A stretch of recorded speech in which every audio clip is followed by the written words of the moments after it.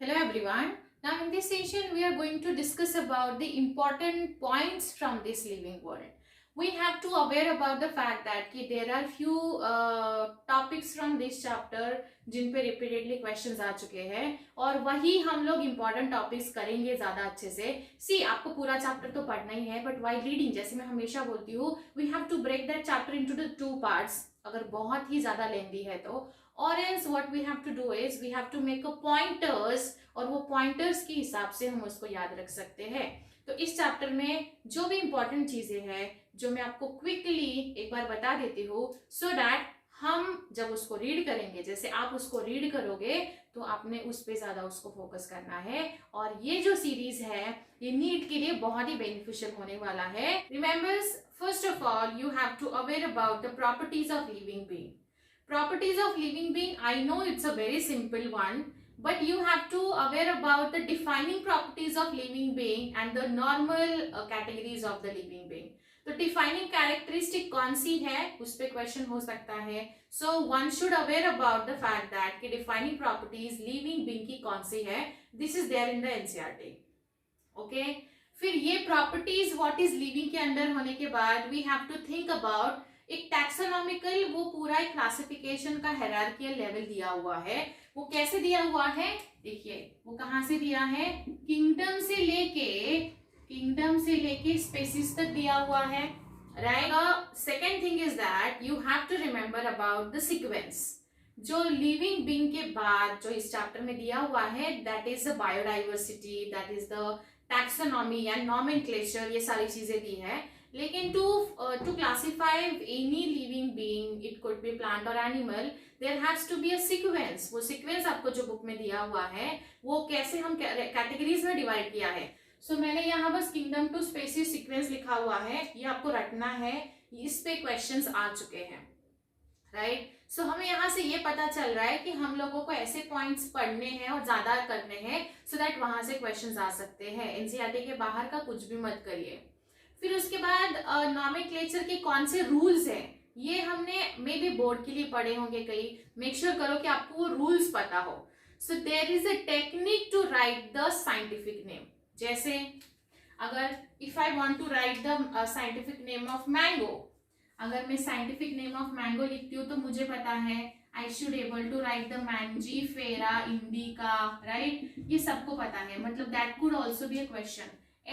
ये जो मैंजीफेरा है this is actually a genus और ये इंडिका स्पेसीज है.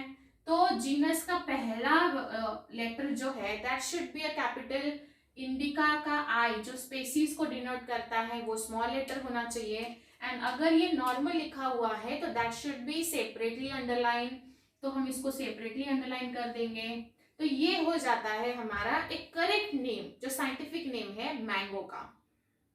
बट उसके साथ साथ हमें ये भी लिखना है कि जो साइंटिस्ट है उनका नाम का एक शॉर्ट फॉर्म हम लिखेंगे. सो वो हम लिखेंगे LINN शॉर्ट फॉर्म लिनायस. इसको अंडरलाइन की जरूरत नहीं होती है.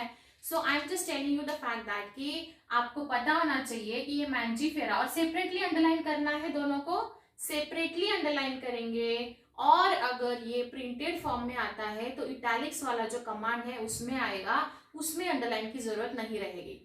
कितना इजी है. अगर ये क्वेश्चन आया तो +4 हर एक बच्चे ने लेके आना चाहिए घर. राइट. ओके. तो ये सीक्वेंस के साथ हमने नॉमेनक्लेचर का क्राइटेरिया पढ़ लिया. फिर उसके बाद वहां आपको बुक में एक टेबल दिया हुआ है. Now after that you have to remember जो कि टेबल 1.1 है ये हाईली इंपॉर्टेंट है. इसमें organisms with the taxonomic categories दी हुई है. जब ये कैटेगरीज आप पढ़ोगे मतलब दे हैव गिवन यहाँ ह्यूमन का दिया है, वीट का दिया है, मैंगो का है एंड हाउस फ्लाई का है.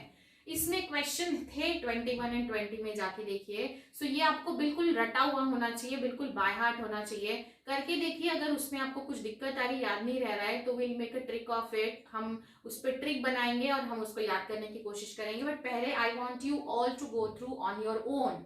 राइट. तो ये टेबल 1.1 हम बहुत अच्छे से करेंगे. This is a very important. Now the next one is a taxonomical aids. Taxonomical aids में क्या क्या दिया हुआ है.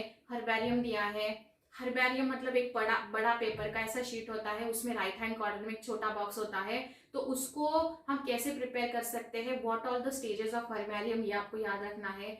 हर्बेरियम के बाद दे have given the museum, zoological parks, botanical garden and the key, ये सब कुछ दिया हुआ है।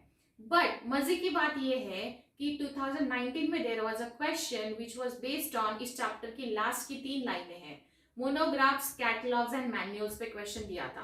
कैटलॉग बुक में नहीं है, फिर भी 19 में क्वेश्चन था, राइट। मैं नीचे एक लिंक शेयर कर देती हूँ जहां मैंने 2013 से लेके 2019 तक इस चैप्टर का ऑलरेडी चैप्टर वाइज क्वेश्चंस के साथ एनालिसिस किया हुआ है। You can go through this और यू कैन डाउनलोड द 19 का paper and you can just try to solve that match the pairs वाला क्वेश्चन जो इस चैप्टर से था।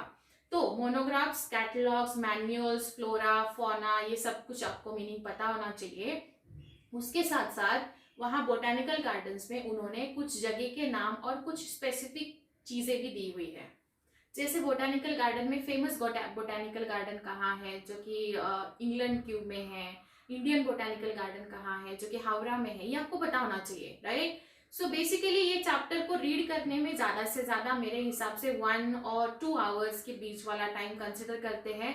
जल्दी से इस चैप्टर के ये सारे इंपॉर्टेंट पॉइंट्स पे फोकस करिए और हाईलाइट करके इस चैप्टर को लॉक करके रख दीजिए। देखो टोटल 38 चैप्टर्स है, 38 चैप्टर में से हम लोगों ने पहला चैप्टर का इंपॉर्टेंट पॉइंट उसको डिस्कस करके, उसको रीड करके, उसको लॉक करके रख दिया है। ऐसे ही we are going to do with the 38 chapters so that यहाँ भी मैं आपका प्रिपरेशन इजी कर रही हूँ। मेरा एक ही रिक्वेस्ट है कि एनसीईआरटी बहुत अच्छे से रीड करिए, इस चैप्टर को रीड करिए। इसमें अगर आपको कुछ डाउट फील होता है तो just let me know, you can just revise this thing up.